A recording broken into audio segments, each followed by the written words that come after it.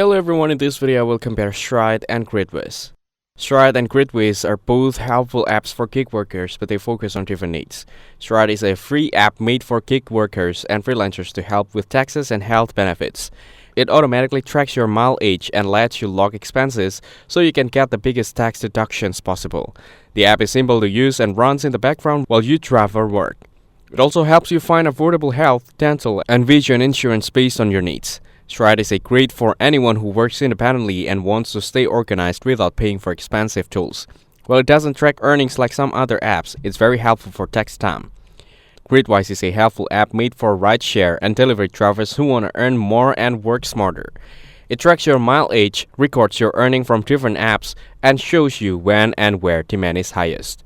This means you can plan your driving time better and make more money. The app also gives you daily and weekly stats, so you always know how you're doing. It's easy to use and works with popular platforms like Uber, Lyft, DoorDash, and more.